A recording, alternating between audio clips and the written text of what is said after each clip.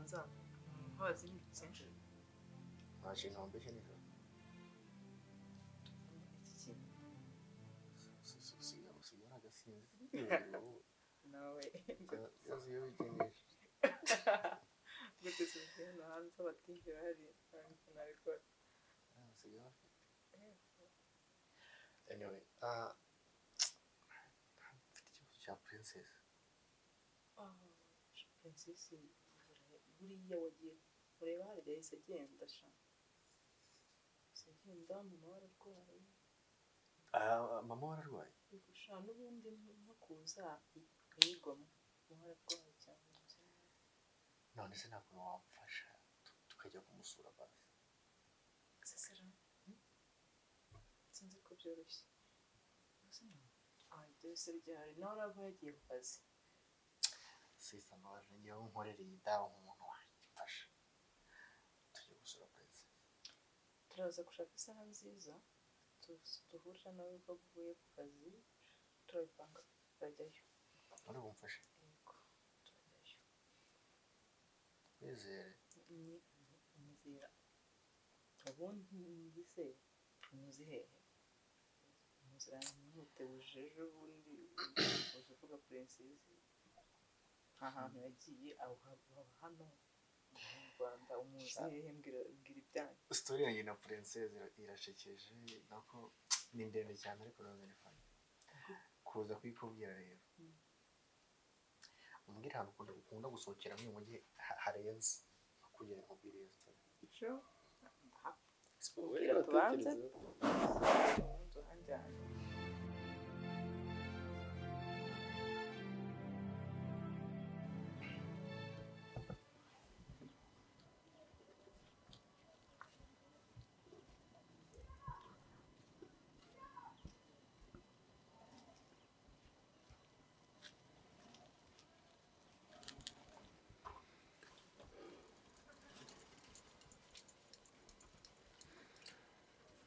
Yes, Andrea.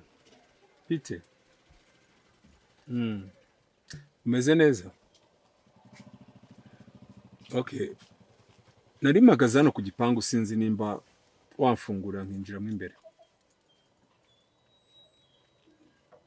No, kamemna. Kwinjira se hari ikibazo? Okay. Nimba ari byo ushaka nta kibazo ngwino. Nta kibazo.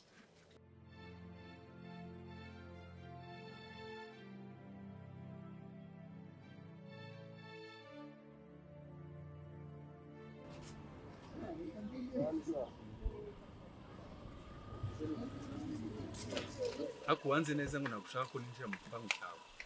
Wowe sharibi wanjye se. Nta kibazo kirimo. Ntakuzi ko nasoni ugira. Wowe karibi wanjye. Okay, ase wituma hanze. Nimira nimba nta kibazo twaye, zicara mu modoka tuganira. Ngewe yicara mu modoka yawe. Nimba nta kibazo twaye. Uburenganzira bwawe.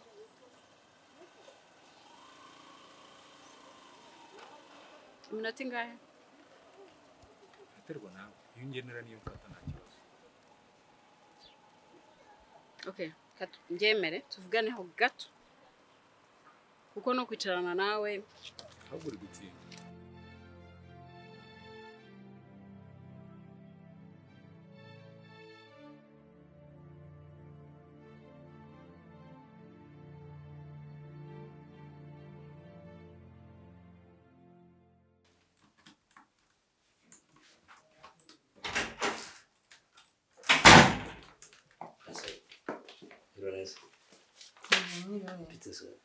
Ni byiza.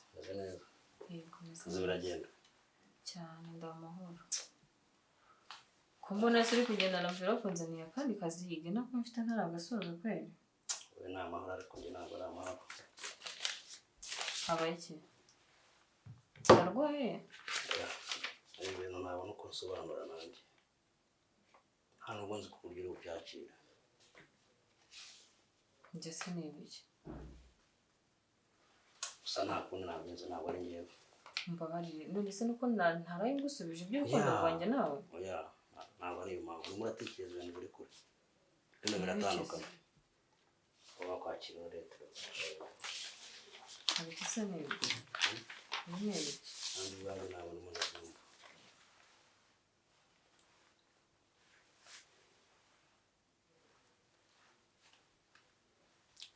Yego. Gusa I'm sorry. Ni iki nakoze gituma mpamagarika mu kazi? Prince, njye urumva ari njye wafata umwanzuro bakankaguhagarika mu kazi. Kubera ko ntahise ngusubiza kubera ko nawe urugwaranira inyungu zawe ukanyirukana mu kazi. Ngo mbwira Princess. Urimo uritiranya ibintu byavuye bukuru. Igi nakoze iki? Wowe ngo nanjye unama yobera. Njye nakoze iki? Kandi urabizi nama yobera. Papa niwe waguhaye itegeko ryo kunyirukana. Uko baze ko umunsi wose twiriwe tudiringa kuri ibyo bintu.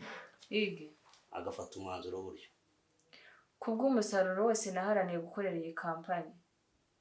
Kubw'ubwitange bwose nigomwe gukora ibintu byinshi. Nkitanga ngakora nk'ukorera abantu banjye koko. Inyiturano ni yo kunyirukana mu kazi nta n'ikintu nkoze. Princess, ibyo bintu byavuye bukuru. Gusa pe n'ubu ndacyashaka kumenya ikibyishimo. Igi ntabwo nenzi ko muri abantu babi bigeze aho ngaho. Ngenda kubwiye ngo wifata ngo turi abantu babi. Nyihanganira. Nanjye ubwanjye ndacyashaka icyishimo ibi bintu. Nukuri. Nse nakubeshya.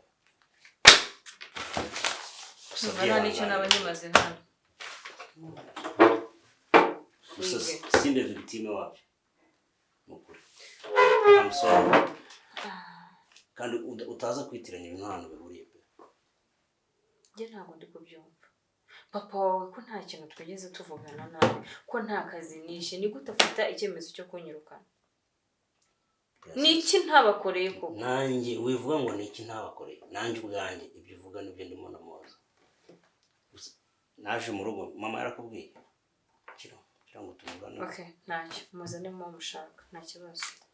Princess. Ubu ngewe igisigaye nuko mugomba kuzampamagara nkaza nkirikusi uzansembura ibintu byose uko bimeze. Nta kibazo. Ngiye urebye ndi intumwa natuma. Kandi ibintu byavuye bukuru. Princess. Muzagakore cyangwa muzane mu mushaka. Princess. Princess.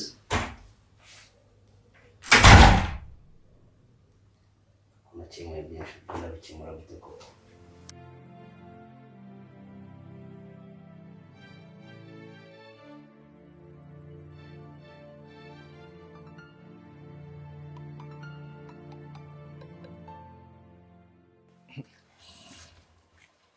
Cyakoze ndabona ibintu byaraciyemo, ndabona ibintu ari sawa cyane. Nko ku mubiri ndabona Imana isubiriza igihe. Cyakoze reka nkubwire. Uriya akantu gakurikirana umuntu kugeza apfuye.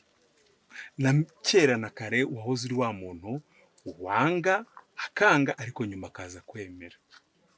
Ako kantu karagukurikiranye impaka. Nibyoroshe kumbwira? No, ntabwo ari icyo ngicyo nyamukuru cyari kinzanye. Ikintu cyari kinzanye ni kimwe. Senderera. Ndashaka kuva muri kino gihugu. Sibyo? Okay. Sinzi uko byagenze kugira ngo uburimo hano wenda ndashaka kubona n'imbaraga z'umukobwa wawe spa ntago mbizi ariko ndashaka kuva hano muri kino gihugu kubera ko sinshaka ko ibyanjye nawe abana nabo bazabyinjiramo. Ntago ari umurage twakakwiye kubaha. Umbwira icyo wumva ushaka, amafaranga nanateguye ndayaguha menshi, n'ahantu igihugu wakwifuza kujyamo nta kibazo uragera usanga bakwiteguye, ariko mbabarire ugende. Nigeze ngusaba amafaranga se? Ariko uzi ko utagihinduka? Acyari wawe cyakora cyo se nkubwire ngo urambabaje. Nkubwire ngo iki? Gusa njyewe mve mu gihugu mpunge kubera wowe. Ako ubusuzuguro bikura kuki?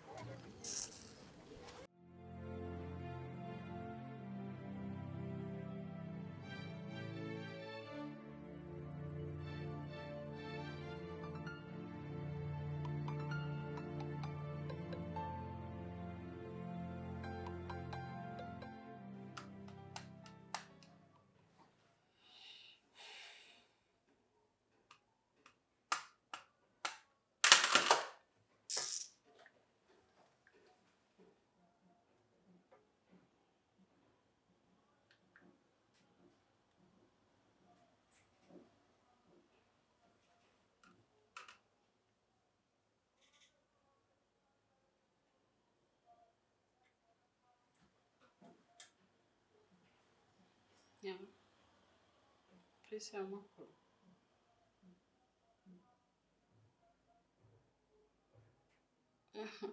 Tangiye bimwe byawe winsetse ntabwo ndi muri munsi.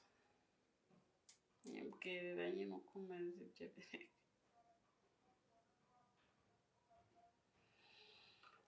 Nanjye meze neza ariko ntabwo ari neza neza. Mfite ibibazo noneho pe. Uribaza ko oya turaza kubivugana. Nyine ubwo nagira ngo nkubwire ko ikibazo mfite kinkomereye ariko wumve ko kinkomereye. Gusa ko nahuye na nyarwaye. Arwaye uzi nyine. Undi utazi uzi. Ikintu kibabaje si ubwo urakizi. Muko uzi ko princess ariho akora. Ibaze ko atazi ko wakorera ari papa w'umubyara. Nakingirwa se.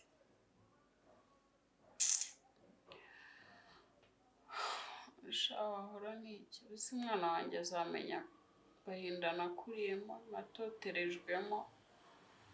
Ukuntu kiriya kigabo cyafataga ku ngufu ngo nuko nakibonye cyica umugore wacyo kugeza aho kineye inda ya princess.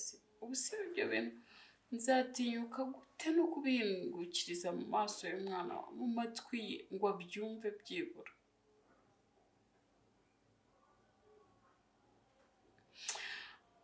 Icyo mpfa nawe ni icyo woroshya ibintu gusa urumva byoroshye. Uko ntari kuryama ntari gusinzira n'umwana mbaza nkabura naho mpera mubwira. Naguze agahinda ndimo mushaka nyamara uzansura.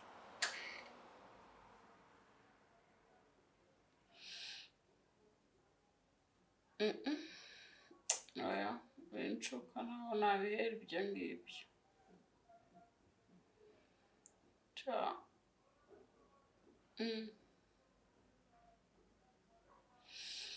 Haha taho muvugishijeho nyine nagira nkubwire agahinda ndimo ubwo ntubone kuzaza undebe.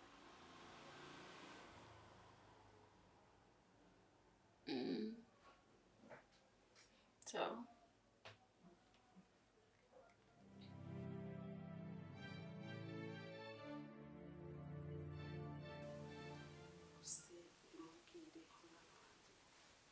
komeza kumuhisha oya kafata icyemezo mubwire ubwize ukuri.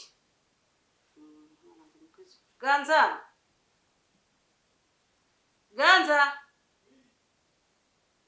bino mwana wa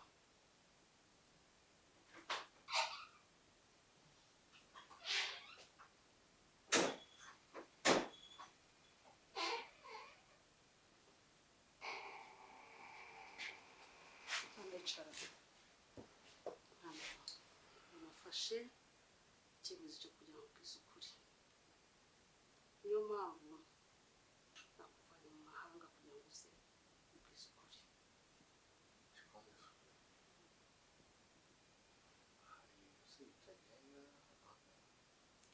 Ndagira umwana wanjye umaze gukura, urabona ndi kugenda nsaza.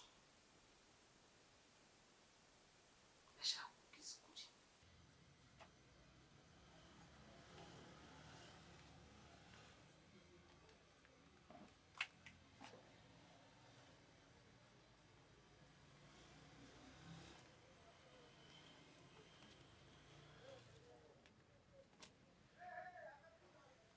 Sine waje bya. Yirukanywe.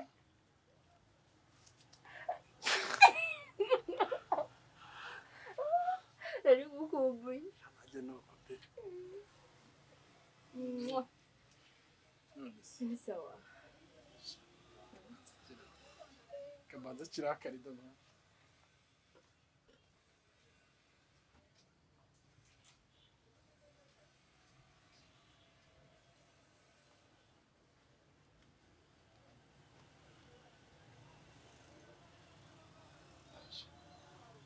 Ready?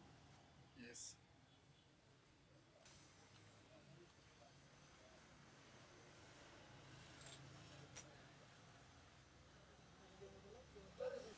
ndi kugenda nsaza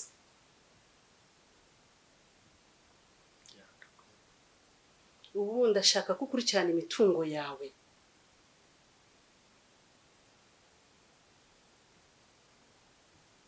Nikurikirana ese. mwana wanjye mpereza iriya telefone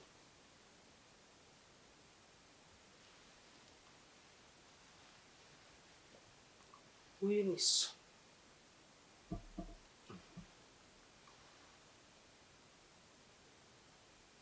Uyu ni data. uyu ni wose ukubyara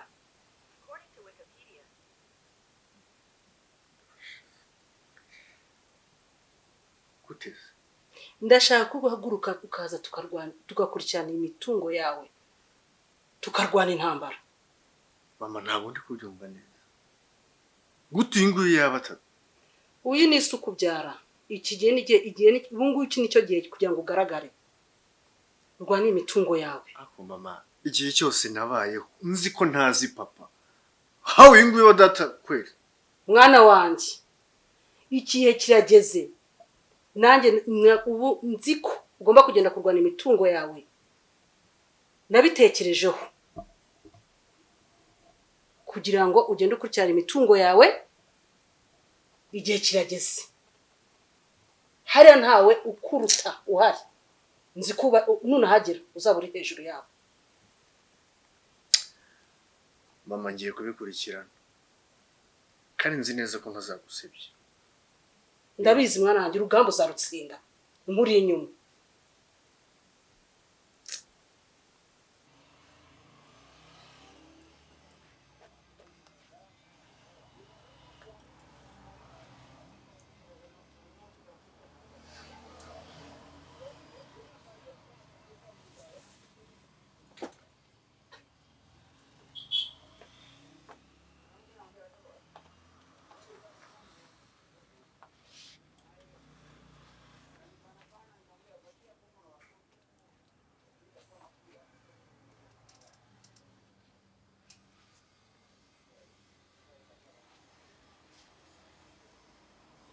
Chérie. Thank you for everything. Nishimye.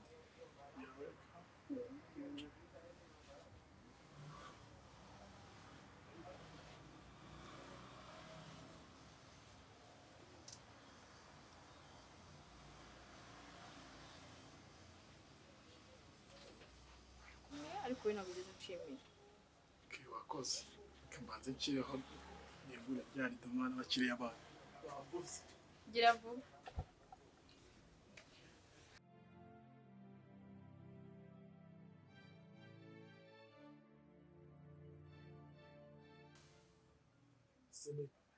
ariko se bita akanya worosaze wowe bikize yindese nese bya burera birandeba uramuzi burera yarago bya bindeba rwose mweshyushye muri aya masaha oya wandetse ariko bite byawe gusa watuje wanyigisha oya rwose ntabwo nagiye ntabwo hagati yawe na burera ntumuzi ko ntabwo nagendera aho ngaho ariko ngewe tena amafaranga basitega taxi mati utu dufaranga mani babari Jessica dufaranga ngewe utungutu oya rwose umva nkubwira babarira nyumva oya n'amafaranga si ikiguzi urumva n'amafaranga y'itike no kugira ngo umbanire hagati yanjye na burera utaza gusenya oya reka tubyoroshye uri amadore 300 genda aza kuyaguha oya nute ya babarira ndaza kuyaguha okay tugende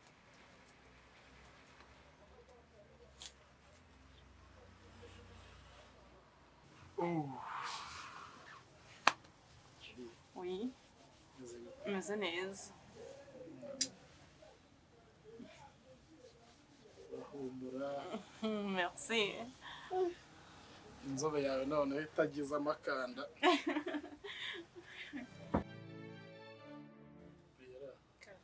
Urasa neza. Murakoze.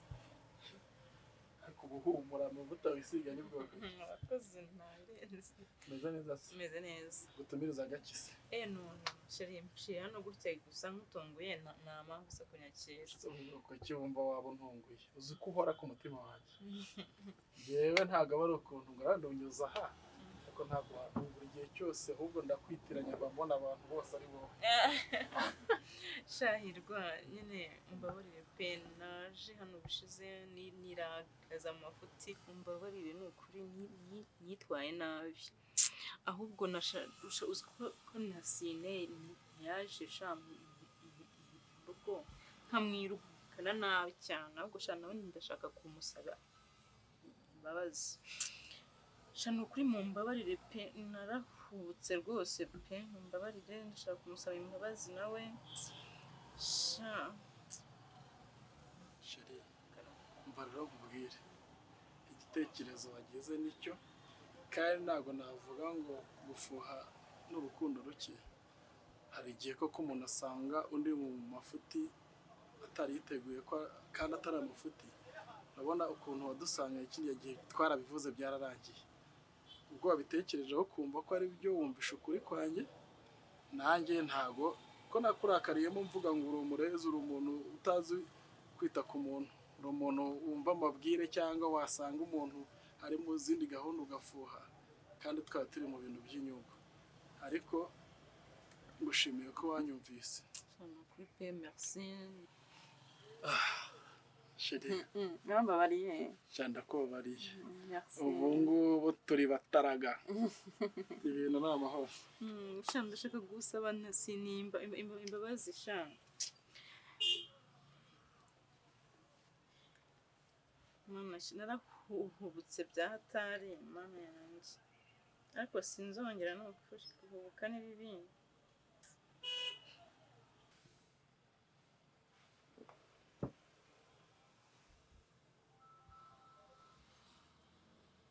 none se kumbwira hano ukahasanga ari umukiriya wahitaye hano mu rwipimiro sure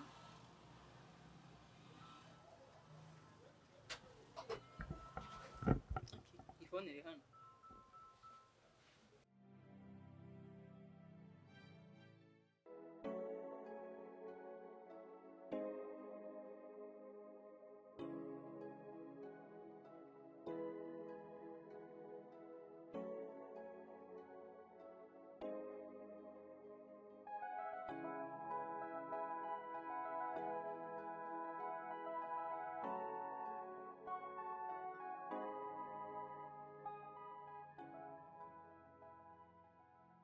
St Augustine Hotel ni hoteli nziza cyane iherereye mu mujyi wa Kigali ahazwi nk'Igikondo.